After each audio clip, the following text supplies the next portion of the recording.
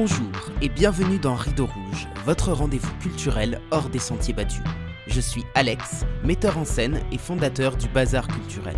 Après avoir été 7 ans directeur de compagnie, j'ai monté un centre d'animation itinérant pour démocratiser l'accès à la culture et encourager les pratiques artistiques populaires. Dans ce podcast, je pars chaque semaine à la rencontre de personnalités, libres penseurs ou collectifs qui contribuent par leurs actions au partage des savoirs et des expériences. Alors si vous êtes à la recherche d'une parole engagée, montez vite à bord car le départ est imminent. Les amis, je suis très heureux de vous retrouver pour ce tout premier épisode de podcast. Étant moi-même un grand consommateur de ce type de contenu, j'ai forcément eu envie au bout d'un moment d'en produire à mon tour, donc vous n'imaginez même pas l'excitation que j'éprouve aujourd'hui. Cet épisode est le premier d'une série de 3 entretiens que je mènerai avec des professionnels de la médiation culturelle. Nous nous y interrogerons sur le rôle de cette discipline et la place qu'elle occupe dans les politiques culturelles actuelles. Aujourd'hui, nous recevons Clara Leroux, du studio de création Les Cultiveuses. En binôme avec Manon Malin, Clara accompagne les institutions culturelles et touristiques dans la coordination, la conception et l'animation de leurs projets de médiation culturelle en Île-de-France, en Normandie et en Occitanie. Elle propose notamment des visites guidées ludiques, des supports écrits et des mallettes pédagogiques. Donc j'ai des cartes dans la main. Donc je vais Ok, tirer une carte au hasard et je vais te poser une question à laquelle tu devras répondre de la façon la plus franche possible. ok. Alors, j'imagine une journée sans contrainte ni horaire. Hmm, une journée de vacances, donc. Eh bien, ce sera une journée où déjà je ne mets pas de réveil. Comme ça, je me lève absolument à l'heure à laquelle je le souhaite. Et puis, ce serait une journée, je sais pas, dans une ville que je connais pas, ou une ville dans laquelle j'ai envie de retourner, dans le sud-ouest, par exemple, à Bordeaux ou à Toulouse, et où l'après-midi, je sortirais flâner dans les rues de la ville, déambuler. Et toujours sans horaire, absolument sans horaire. Ce serait ce D'accord. genre de journée. Ok, super. Parce que du coup, tu es originaire du sud-ouest? Non, pas du tout. J'y ai fait. Alors, Manon, elle, mon associée, du coup, est installée dans le Tarn-et-Garonne. Donc, elle s'occupe plutôt de l'Occitanie quand on a des médiations, enfin des projets. Moi, je suis plutôt sur le nord, donc l'Île-de-France et la Normandie. Mais j'ai fait 3 ans de recherche sur les Basties de Nouvelle-Aquitaine. D'où la petite. Bon, il y a aussi beaucoup de Bastides en Occitanie, dans la région toulousaine, mais je me suis limitée à la région bordelaise et c'est vrai que c'est une région que j'affectionne particulièrement. Justement, est-ce que tu peux nous dire quel est ton parcours et d'où est-ce que tu parles pour les personnes qui ne te connaissent pas? Oui, bien sûr. Alors, donc moi, je suis arrivée à Paris, je crois que c'était en 2018 ou 2017. J'en perds le fil à chaque fois. Je suis arrivée à l'université Paris Diderot. C'est Paris 7 en master d'histoire et civilisation comparée pour faire de la recherche en fait en histoire médiévale et donc sur les fameuses Bastides de Nouvelle-Aquitaine donc qui sont des villes nouvelles hein, du Moyen Âge donc 13e 14e siècle en faire tout un inventaire et travailler déjà à comment est-ce que les acteurs locaux font pour valoriser ces sites médiévaux qui sont pour certains d'entre eux très très connus, pour d'autres beaucoup moins. Par la suite, j'ai continué dans un autre master un petit peu plus professionnalisant sur la valorisation touristique des patrimoines, à la Sorbonne Nouvelle, à l'IREST, et c'est à la Sorbonne Nouvelle, n'importe quoi, à la Sorbonne tout court. Et c'est là que j'ai rencontré Manon. Donc Manon Malin, comme je te disais, on est devenus amis et puis on travaillait toutes les deux respectivement en apprentissage. Manon était à la région Île-de-France, service inventaire. Moi, j'étais au département de la Seine-Saint-Denis, au bureau du patrimoine contemporain. Et en fait, on a commencé à échanger toutes les deux et on s'est rendu compte de du rôle de la médiation culturelle dans ces institutions. Et au départ, tu vois, on en rigolait, ah, on pourrait se monter un truc de médiation culturelle, ce serait vraiment top, on pourrait travailler pour ce type d'institution. Et en fait, de fil en aiguille, on a réfléchi le projet et puis on s'est lancé là ça va faire 2 ans. Là, en début janvier, on va fêter nos 2 ans. On s'est lancé en janvier 2021, Et vous vous étiez pleinement. rencontrés à quelle date? Bah, on s'était rencontrés du coup en 2019. En la rentrée, ouais, septembre, ouais, ça doit être ça, septembre 2019, parce que 2020, il y a eu le confinement et on était encore étudiante, du coup. Et puis, c'est cette année-là où on a quand même essayé de réfléchir, même économiquement, enfin, comment est-ce qu'on peut lancer une activité de médiation culturelle, être à son compte, puis là, être à un compte à deux aussi, enfin, c'est des vraies questions qu'il faut se poser avant de se lancer quand même. Et puis, on s'est lancé, ouais, en janvier 2021, on a commencé à avoir nos premiers contrats. Et c'était important pour vous dès le départ de le faire en tant qu'indépendante. Vous ne vous voyez pas travailler à ce moment-là dans une structure déjà existante? Alors, on y avait pensé, c'est sûr, parce qu'on arrivait en fait à la fin de nos études. C'est aussi un moment où on cherchait du travail, hein, tout simplement. Et puis, alors si des gens, je pense du même âge que nous, écoutent cette interview, ils vont penser à la même chose. Enfin, avec le confinement qui arrivait. Enfin, pile au moment où on finissait nos études, on s'est dit que ça allait être vraiment très très compliqué en fait de trouver une place où que ce soit, notamment dans le secteur de la culture qui était vraiment très très mal en point pendant le confinement, qui s'est doucement relevé à la sortie, mais ça restait quand même assez compliqué. Et puis en travaillant dans des structures institutionnelles, donc comme moi le département, Manon la région, on s'est rendu compte que la médiation culturelle, elle avait pas tant sa place dans les bureaux, dans les services, parce qu'on a tout simplement soit pas le temps de le faire, soit pas forcément des gens en fait qui sont formés pour le faire. Et finalement, c'est des services qui sont assez externalisés. Donc c'est là qu'on s'est dit, ah, ça pourrait être chouette, nous, de monter quelque chose et de pouvoir travailler vraiment en adéquation avec ces services-là qui sont en recherche finalement. C'est hyper intéressant ce que tu dis là. Vous aviez quel statut à ce moment-là? Vous étiez stagiaire dans On ces était institutions? apprentis. Ouais, Manon Apprenti. D'accord. a été apprenti depuis 2 ans parce qu'on s'est rencontrés en master 2 en fait à l'IREST. Dans ce master-là, moi j'avais fait 2 années de master avant en recherche et j'étais pas du tout en alternance. Et moi j'avais fait 1 an, ouais, au département de la Seine-Saint-Denis où j'ai travaillé avec des chargés d'inventaire, donc plutôt des chercheurs, mais également une chargée moi de valorisation qui m'a aussi beaucoup appris, mais effectivement, des services où on a quand même moins de personnes en fait qui sont sur ces questions de valorisation, des équipes qui sont un petit peu plus petites, et finalement on recherche de personnes extérieures qui peuvent intervenir sur ces questions-là. Vous étiez encadré quand même par des professionnels de la médiation ou à part ces chargés d'inventaire et chargés de valorisation, il n'y avait Euh, pas d'autres. Alors pour Manon, il faudrait alors j'avoue qu'il faudrait qu'elle soit là et qu'elle reprécise, mais je crois que globalement c'était vraiment des chercheurs.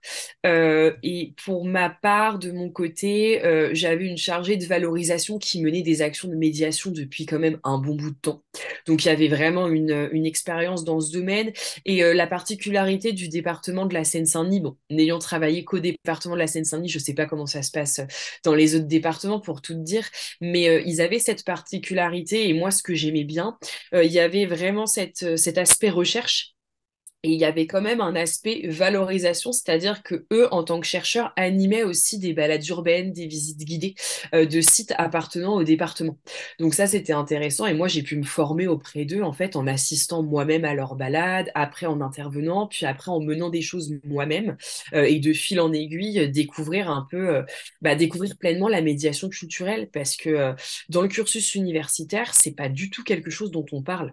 Enfin, très très peu. Moi, pour avoir suivi des formations dans le patrimoine, la médiation culturelle, ça intervient pas très très souvent. Même dans les rencontres qu'on fait, on rencontre peu de médiateurs ou de guides. Et alors, comment est-ce qu'ils parlent justement dans ces formations des publics qui sont un petit peu exclus de la culture? Est-ce qu'ils en parlent déjà? Est-ce que c'est un sujet qui est abordé? Alors, c'est un sujet qui a dû être abordé, mais j'avoue que ça m'a pas marqué, au sens où nous on était dans un master en fait qui était ouvert déjà à l'international. Du coup, il y avait cette dimension, on s'occupait quand même beaucoup du public international, donc public étranger après le confinement, comment mettre tout le processus du tourisme. C'était un master tourisme, donc il y avait tous ces enjeux-là qui étaient développés. Et nous, là, on a eu une chance dans ce master, c'est qu'ils étaient assez assez ouvert sur les formations professionnelles qu'on pouvait faire autour. Et nous, notre formation, c'était un peu moins tourisme. On était quand même région Île-de-France, département de la Seine-Saint-Denis. Même si on est des régions touristiques, nos missions n'étaient pas dédiées au tourisme.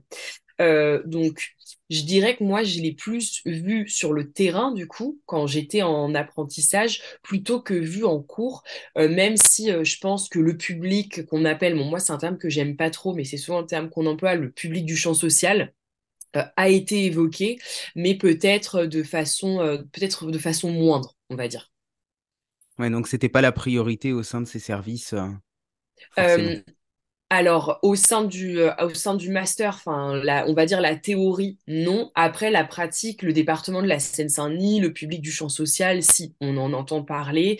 Et les actions de médiation on cherche à les penser quand même pour s'adresser à l'intégralité de la population séquano-dionysienne, avec également une ouverture sur Paris. Parce qu'en fait, moi, les actions de médiation que j'ai menées en Seine-Saint-Denis, il y avait aussi pas mal de personnes qui venaient de Paris et qui s'intéressaient au département de la Seine-Saint-Denis et qui voulaient un petit peu sortir de leurs idées préconçues aussi de, c'est le 9-3, c'est la banlieue bétonnée, sortir un petit peu de ça et essayer de passer outre et de voir véritablement l'histoire et comprendre, voilà, ce patrimoine de la Seine-Saint-Denis. Et est-ce que tu as en tête une expérience d'un un moment où tu as senti qu'il y avait une mixité des publics sur une action en particulier? Hmm.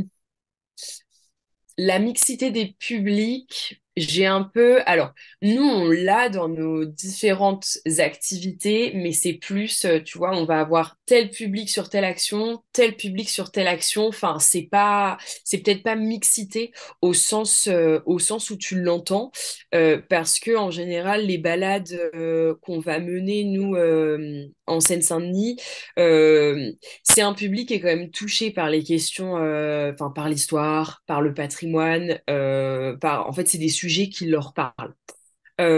Donc, on va pas avoir, enfin, moi, de ce que je ressens, hein, il n'y a pas tant une grande mixité. Là où la mixité, on va la trouver, c'est quand on va mener des projets. Par exemple, là, on travaille dans des résidences autonomie. C'est un projet qui est financé par la conférence des financeurs du 93. On intervient dans différentes résidences autonomie et moi, les résidences autonomie où j'interviens, là, cette mixité, je la vois plus. On a des personnes qui ont toujours vécu en Seine-Saint-Denis, d'autres qui viennent d'arriver, enfin des personnes, tu vois, d'horizons absolument multiples.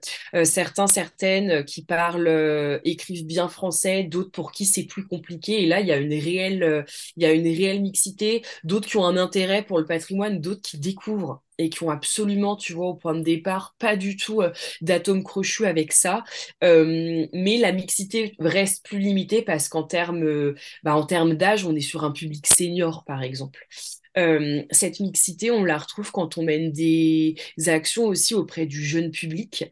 Donc, je pense à des centres de loisirs où, pareil, on va avoir des enfants un petit peu de différents horizons. Et c'est un petit peu, on compare souvent les enfants aux seniors parce que des fois, ils ont un peu les mêmes réactions dans les actions qu'on leur fait faire. Enfin, c'est assez drôle. Et là, pareil, on va retrouver une mixité sociale, même si on est quand même sur un public, euh, parfois un public qui a quand même moins accès à la culture.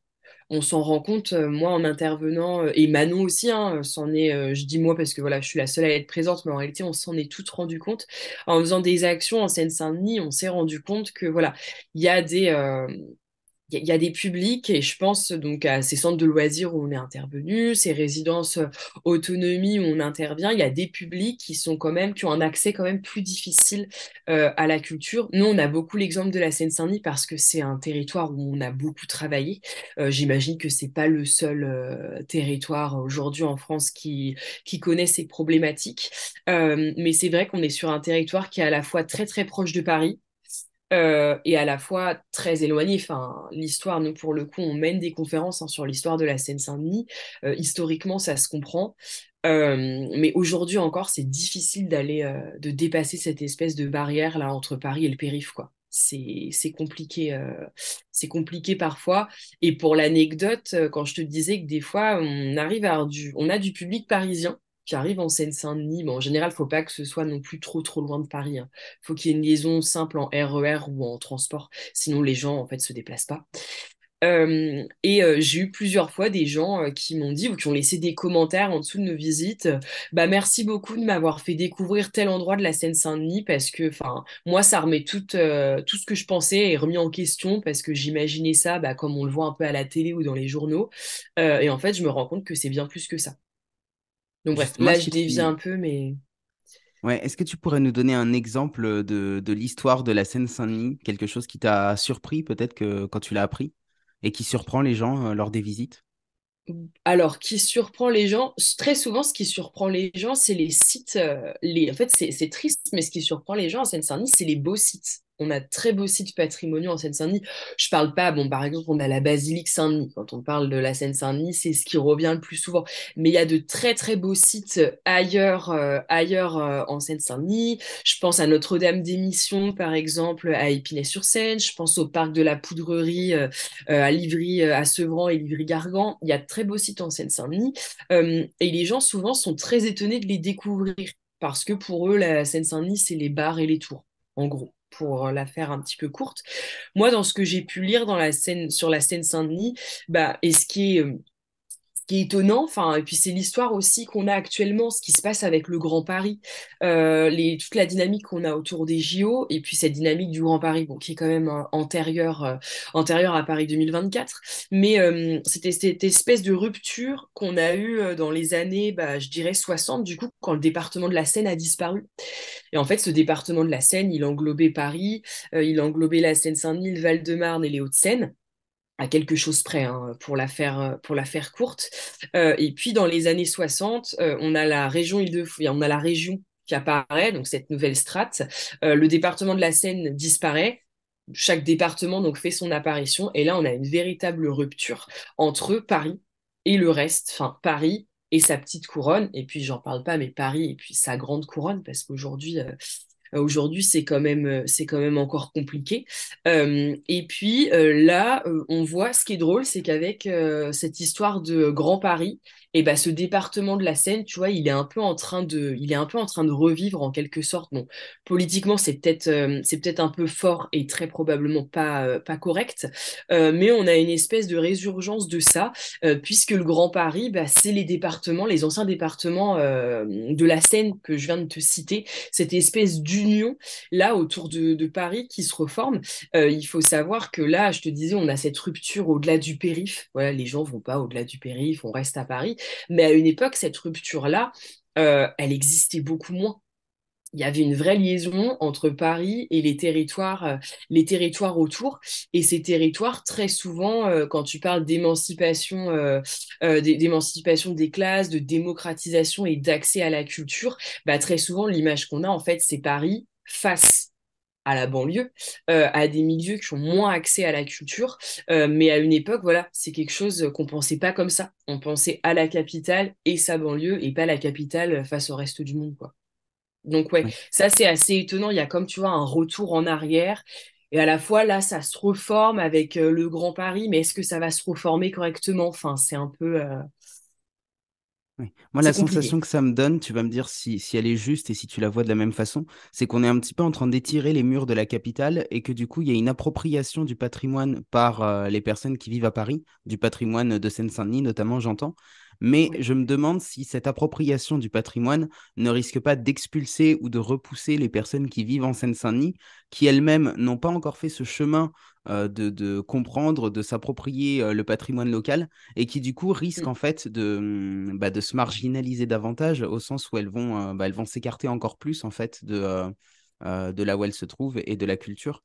Est-ce que c'est pas un risque qu'on est en train de courir aujourd'hui? Ouais, je suis assez d'accord avec ce que tu dis. On le voit bien aujourd'hui, il y a des communes de la Seine-Saint-Denis qui font presque partie de Paris. Alors celles qui sont vraiment tout autour, je pense à Pantin, Montreuil, c'est vrai qu'on est sur des villes de plus en plus, bah, on parle, enfin le fameux terme de boboisation, bon bref, on portera aucun, c'est pas vraiment ça qui m'intéresse, mais je suis d'accord avec toi, il y a de plus en plus cette difficulté. Paris s'est étendu hein, Bah là, ce dont je parlais, département de la Seine, Paris s'est étendu depuis toujours sur les communes, sur le pourtour parisien. Et je pense comme toi qu'il y a un risque. Enfin, il peut avoir hein, cette volonté d'essayer de mélanger les différents publics, de mélanger les classes sociales. Alors c'est joliment dit, ce serait sympa que ça arrive, mais effectivement là où tu as raison, c'est que le problème, et là on sort un peu de la médiation culturelle, enfin c'est la vie de tous les jours, hein, tout augmente et au fur et à mesure les gens vont être poussés à s'éloigner toujours plus de la capitale alors qu'ils avaient un réel lien avec elle, hein, puisque quand vous habitez Saint-Ouen-Saint-Denis, vous êtes vraiment à deux pas. Et je pense que, enfin, moi, quand je regarde la liste de participants que j'ai à mes visites, je vois, tu vois, quand j'ai moins de Séquano-Dionysiens que de Parisiens, ouais, je me pose la question. Je me dis, tu vois, c'est chez eux quand même. Et en fait, les gens se sentent. Alors, est-ce qu'ils ont l'info? Ça, je sais pas. Enfin, c'est d'autres problèmes. Ça peut être un problème de communication. Mais est-ce que les gens se disent pas aussi, bah ça, flemme, c'est pas pour nous en fait. On a d'autres choses. Enfin, ça nous est pas du tout dédié. On a d'autres choses à penser. Et puis, bah nous, la Seine-Saint-Denis, enfin, c'est là où on vit. On la connaît bien et on n'a pas besoin d'aller écouter ça. Tu vois, je sais pas vraiment ce que les gens se disent, mais c'est une vraie question qu'on peut se poser. Et malheureusement, ça va bien au-delà de la médiation culturelle. Enfin, c'est Là, vraiment là, pour c'est tout, clair quoi. que c'est un problème qui est politique et qui est aussi économique et qui en fait ouais, qui recoupe en fait d'autres difficultés que les difficultés liées à la culture. Mais c'est là que c'est intéressant parce que du coup notre rôle en fait il est beaucoup plus vaste que ce qu'on imagine. Mais on peut vite aussi se retrouver assez impuissant face à tout ça. Comment est-ce que vous la faites, votre communication, quand vous faites une visite, par exemple? Est-ce que c'est vous qui prenez en charge la communication et la démarche de mobilisation des publics, ou est-ce que c'est le commanditaire qui s'occupe de ça? Ça nous arrive, ça dépend des commanditaires. Nous, on travaille beaucoup, comme on est essentiellement implanté sur la Seine-Saint-Denis, on travaille beaucoup avec une plateforme donc, qui s'appelle Explore Paris, que tu connais peut-être, donc qui est gérée par Seine-Saint-Denis Tourisme, Val-de-Marne Tourisme et Val-de-Marne Tourisme et Loisirs. Et donc, on fait beaucoup de mise en ligne dessus. Explore Paris, eux, ils diffusent, bon, ils ont newsletter, publications, enfin réseaux sociaux. Au-delà de ça, on fait aussi, donc on rédige nos textes de communication et après, nous, on va les transmettre aussi à nos commanditaires. Bon, pour déjà qu'ils puissent faire les modifications dont ils ont envie, et puis qu'eux puissent aussi diffuser ça de leur côté, que ce soit sur les sites internet, les réseaux sociaux de la ville, et puis les magazines de la ville. Il y a quand même des personnes aussi qui sont encore très papier et qui sont pas du tout sensibilisées. Et ça, c'est aussi, je trouve que dans la démocratisation de la culture, le numérique, c'est quand même un sujet qui est essentiel. On a des gens qui sont pas du tout touchés par, voilà, s'inscrire en ligne, ils savent pas faire. Donc, bien entendu, on laisse toujours numéro de téléphone au cas où pour que les gens puissent un petit peu se sentir un peu comme chez eux, quoi, qu'ils soient pas obligés d'utiliser des outils dont ils ont pas l'envie. Euh, le problème, c'est que voilà, on a des villes qui des fois communiquent pas bien, c'est peut-être pas le terme, mais qui ciblent peut-être pas le bon public, ou alors un public en fait qu'on pense cibler, mais qui finalement ne lit pas la presse écrite, qui ne se rend pas sur les sites internet. Donc du coup, la communication, elle est cruciale, mais il y a une vraie étude des publics à faire, enfin, selon qui on a envie de toucher. C'est assez essentiel, et des fois, c'est vrai que c'est pas fait parce que bah, soit on n'a pas je parle pour les services publics, hein, soit on n'a pas les moyens, soit en fait on sait pas comment faire, et ça peut être assez compliqué, ouais. Nous, on s'est Alors, retrouvés à des balades où on n'avait pas beaucoup. Ça nous arrive hein, des fois d'avoir peu d'inscrits parce qu'au niveau de la com, bah, les gens n'ont pas été touchés comme ils auraient dû l'être. Ça peut arriver. quand vous répondez comme ça à une commande, ou en tout cas quand vous créez une visite, j'imagine que vous déterminez aussi certains résultats que vous aimeriez atteindre. Est-ce que au niveau des collectivités ou des acteurs qui vous passent cette commande, est-ce que eux sont satisfaits en termes de mobilisation des publics? Ils le sont en général parce qu'on est sur des projets, quand on travaille avec certains commanditaires, on est sur des projets longs qui peuvent durer une année.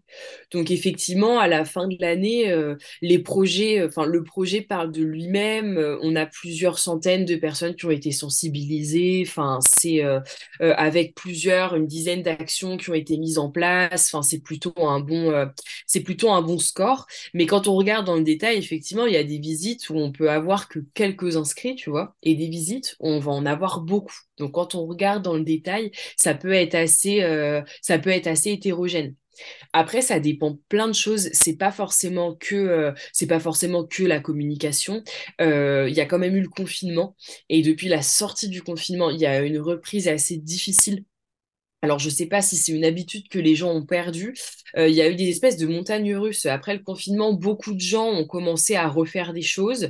Mais par exemple, les journées du patrimoine, juste après le confinement 2020, il y a eu 2021. beaucoup de Ouais. monde. Non, j'ai fait des journées du patrimoine en 2020, moi. Donc, c'était Ah juste oui, après le vraiment long juste après le confinement. confinement. Ok, Il y a et eu avant le beaucoup de deuxième, quoi. monde. Ouais, il y a eu beaucoup Ouais. de monde. Et en fait, journée du patrimoine 2021, on a eu beaucoup moins de monde, tu vois. Et là, c'était pas un problème de communication parce que la communication avait été faite de la même manière. Euh, c'est juste aussi peut-être, on s'est posé la question, est-ce que les gens ont peut-être peur de nouveau se mélanger avec de grands groupes de personnes? Est-ce que les gens ont perdu l'habitude de le faire et préfèrent rester chez eux, préfèrent la visio? Bon, la visio, on s'est rendu compte que c'était pas non plus la solution. Ça a très bien marché pendant le confinement, ça permettait de toucher plus de monde, des personnes, tu vois, qui ont peut-être peur de se déplacer. Des fois, il y a la peur aussi de se dire, c'est pas ma place, les balades, j'ai pas le niveau. Cette espèce de peur de s'engager dans un truc, c'est aussi une habitude de participer à des visites guidées. La première fois, moi je me rappelle pas la première fois où j'ai participé à une visite guidée, mais admettons qu'on soit seul ou avec des personnes pour qui c'est la première fois aussi, on peut peut-être se sentir, tu vois, pas légitime à assister à ça. Et du coup, bon, nous, quand on fait nos visites, on essaie toujours de mettre nos visiteurs à l'aise avec ça. Enfin, il n'y a pas de, voilà. On garde toujours, tu vois, quelque chose. La médiation culturelle, c'est de la vulgarisation. Alors, il y a des gens qui prennent ça pour un terme extrêmement péjoratif, hein. De la vulgarisation, c'est juste rendre accessible, en fait, des savoirs qui, si ça restait des savoirs très scientifiques, universitaires, qui ne seraient su d'absolument personne, hein, puisque c'est pas la majorité des gens qui sont calés dans un sujet très, très précis. Nous-mêmes, pour préparer nos visites, on doit beaucoup lire, parce qu'avant ça, on n'est pas forcément spécialiste du sujet. Et là-dessus, on essaie toujours de mettre les gens à l'aise. Voilà, s'ils veulent pas participer, s'ils ne savent pas, enfin, c'est pas grave. On est là pour apprendre ensemble. On s'en fiche, quoi. C'est Ouais. pas. Je souris un petit peu parce que je t'avoue que je fais partie de ces personnes pour qui le terme vulgarisation est, est un petit peu un terme à proscrire. C'est pour ça que j'utilise celui de démocratisation, que je D'accord. préfère davantage. Parce que tu vas me dire ce que tu en penses, tu vois, mais dans la notion de vulgarisation, j'ai quand même cette sensation qu'en fait, on va prendre un sujet qui est Mhm. intéressant, qui peut être littéraire ou scientifique, et qu'on va le faire descendre de niveau pour Ouais. convenir à une classe inférieure. Alors que dans la notion de démocratisation, ce que je trouve plus intéressant, ça veut dire quasiment la même chose dans les faits.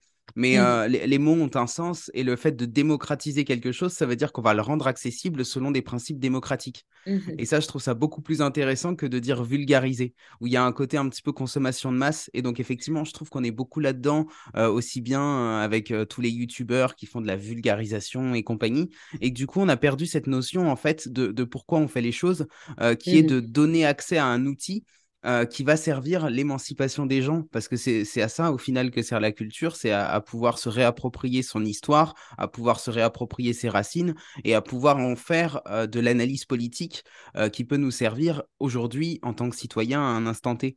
Et donc en Mhm. fait, le fait de ne plus utiliser ce mot, c'est comme si d'un coup on perdait tout le sens qu'il pouvait y avoir derrière. Je ne sais pas ce que tu en penses. Moi, j'ai pas trop de mal avec le mot vulgarisation, mais je sais qu'il y a pas mal de gens pour qui c'est le cas. Enfin, j'ai déjà entendu ce débat. Moi, j'ai pas de mal avec ça parce que quand on prépare nos visites, on n'est pas là. Enfin, on farfouille dans les archives, dans tout ce qu'on a sous le coude pour donner un maximum de contenu, puis du contenu intéressant. Et comme tu le dis, bah, par la suite, qui peut être émancipateur.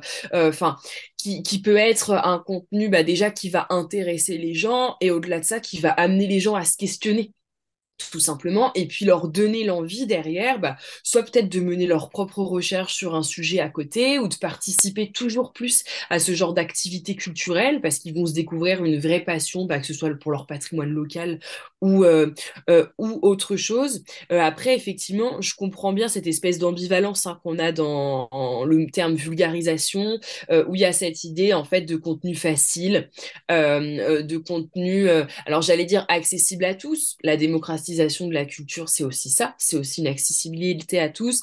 Mais effectivement, on aurait dans cette accessibilité, voilà, de tirer les choses, le contenu, de tirer les choses vers le bas et d'en faire quelque chose de vraiment accessible mais moins intéressant. Moi, la vulgarisation, voilà, je le conçois plutôt, c'est la première définition que j'en ai donnée, quelque chose.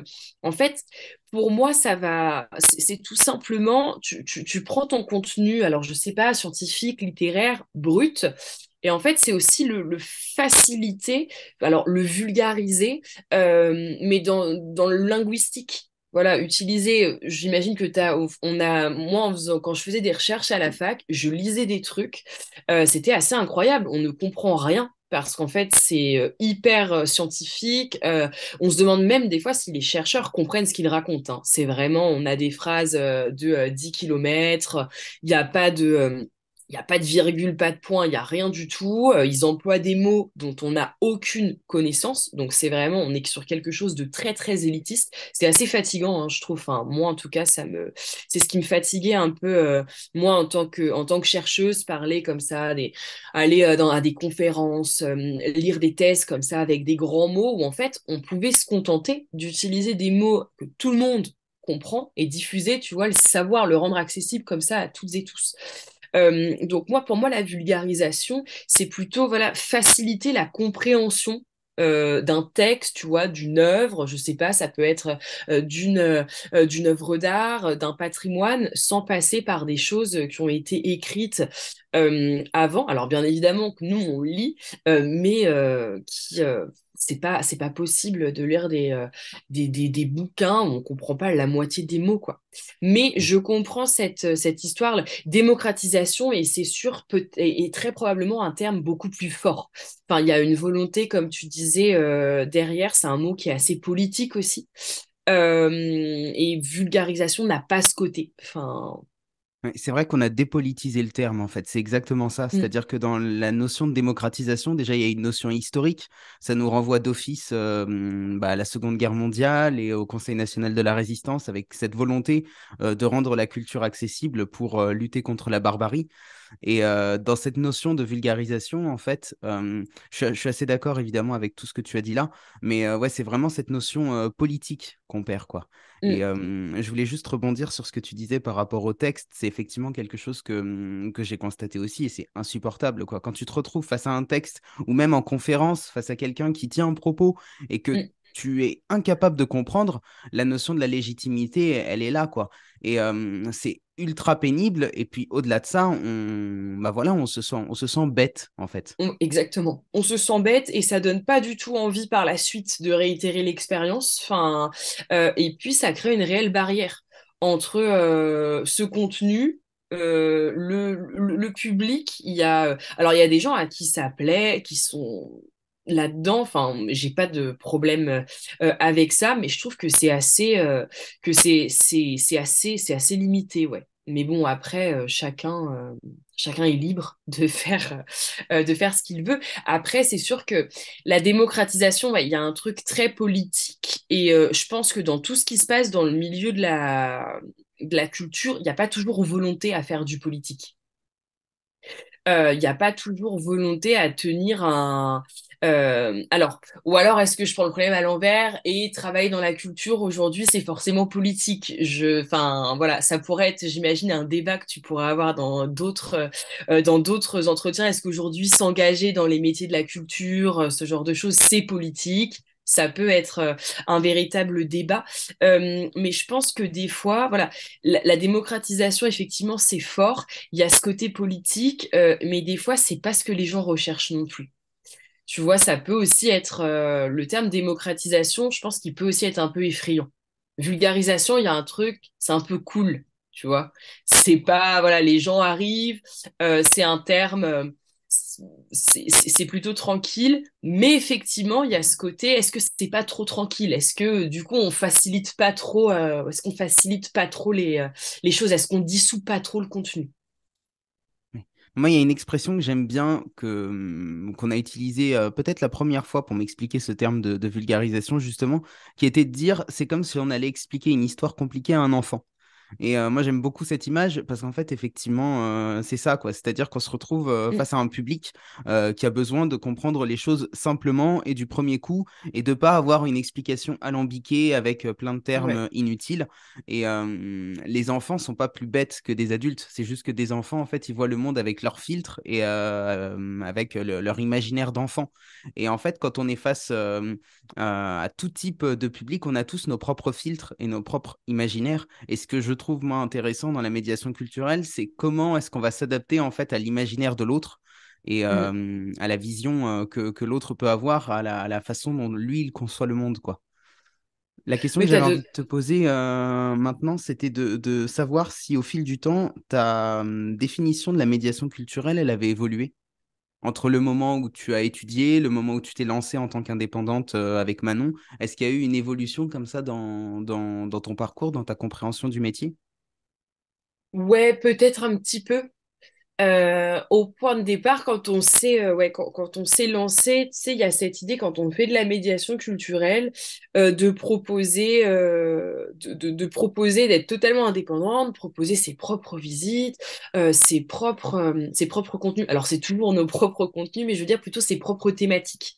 Et en fait, quand on répond à une commande, on choisit pas forcément la thématique. C'est-à-dire que tel client va nous dire, bah moi j'aimerais que la thématique ce soit sur le cinéma de telle période ou sur la peinture de telle période. Et donc en fait, on choisit pas toujours.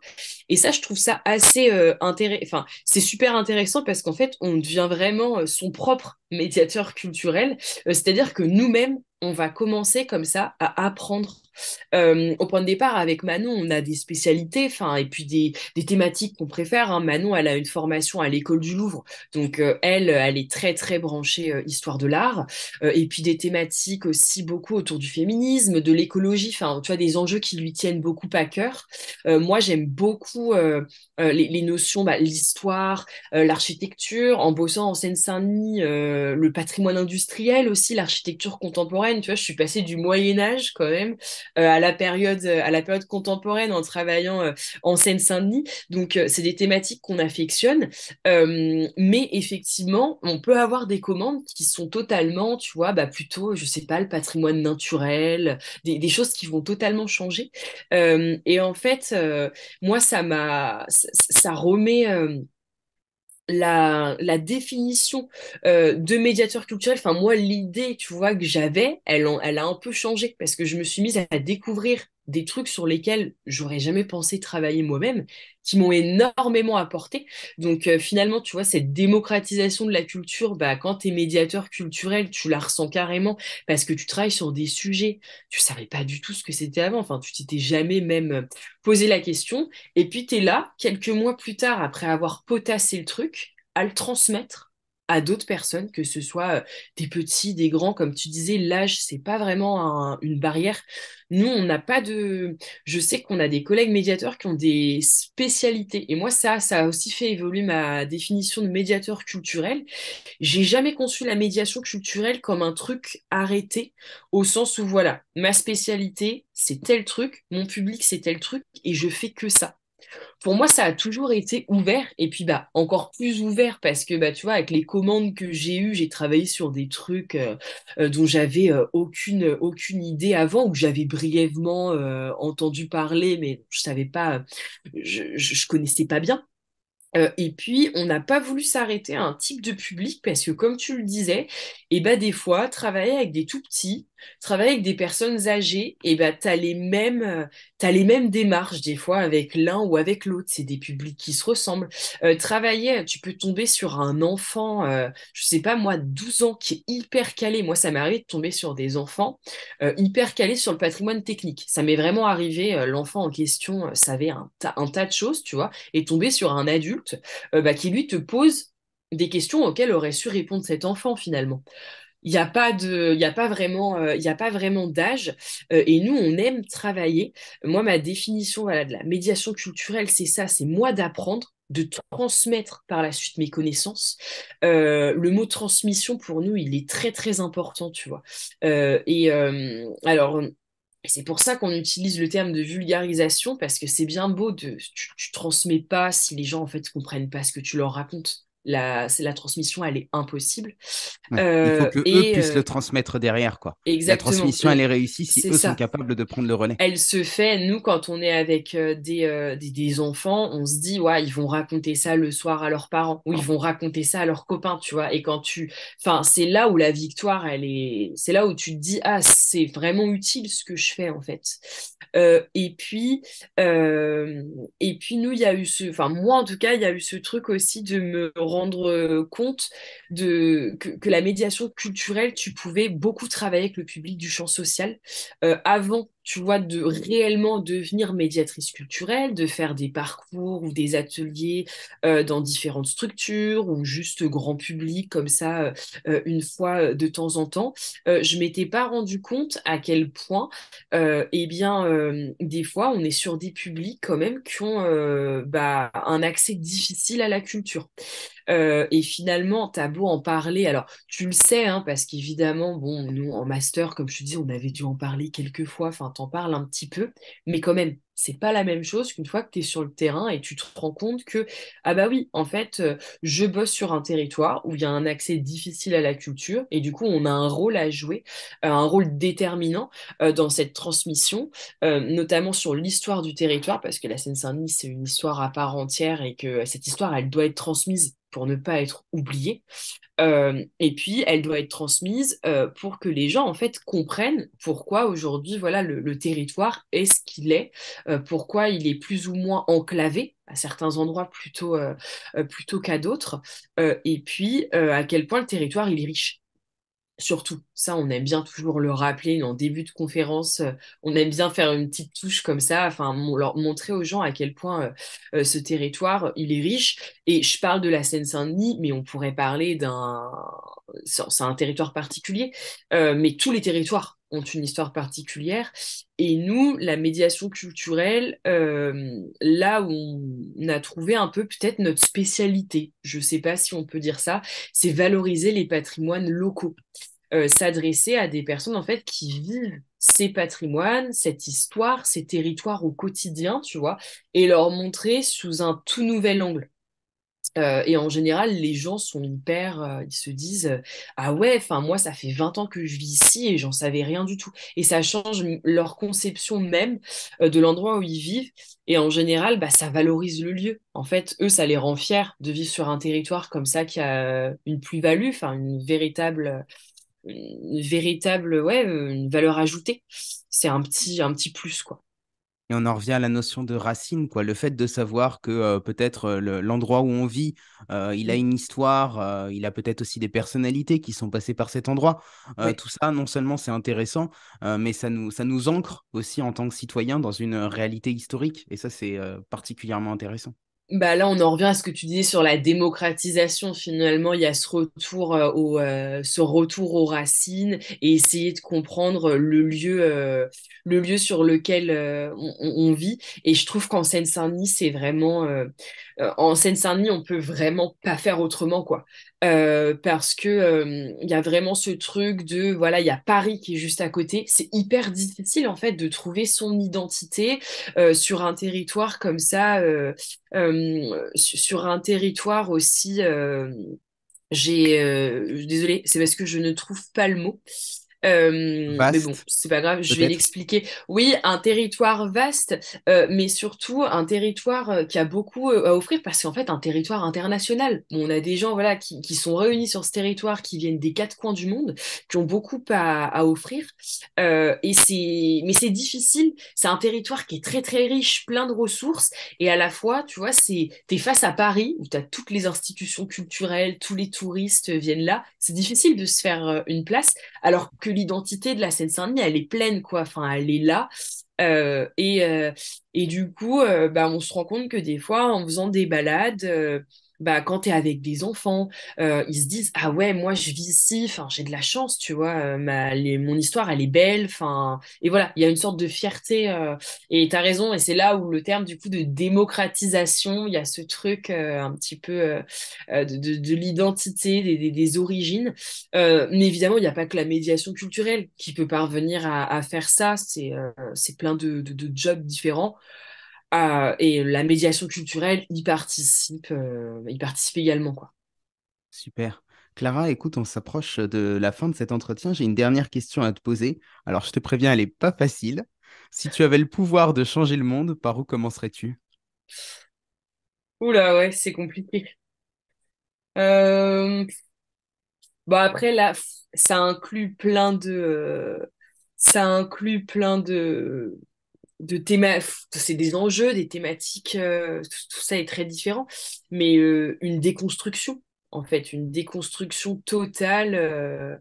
Alors oui, j'aurais pu dire la misère, la faim dans le monde, hein, tout ça, bien entendu, mais ça implique une réelle déconstruction de notre société absolument sur tous les plans des constructions au sens très très très très large. Et tu vois, moi-même, enfin c'est bien beau, hein, c'est un très joli mot la déconstruction. C'est hyper difficile à définir, mais essayer d'arrêter de vivre avec nos idées toutes faites là, préconçues.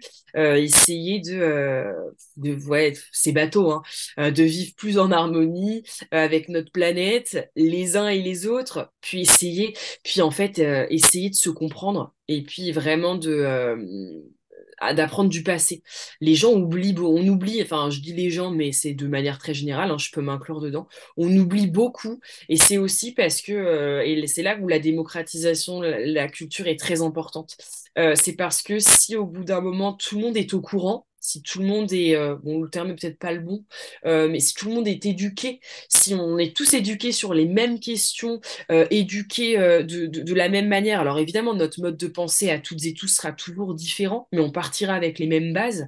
Et c'est hyper important de partir avec ces mêmes bases parce que bah, ça nous permettrait tout simplement euh, bah, de répondre à nos problématiques actuelles d'une nouvelle manière et puis de vivre un petit peu d'une meilleure façon, on va dire, toutes et tous ensemble. Mais bon, oui, c'est une question très compliquée, effectivement.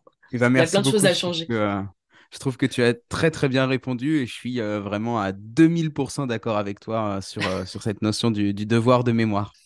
Eh ben, merci beaucoup, Clara. Et bah, écoute, on se retrouve peut-être très bientôt pour un nouvel échange. Merci à toi, Alex.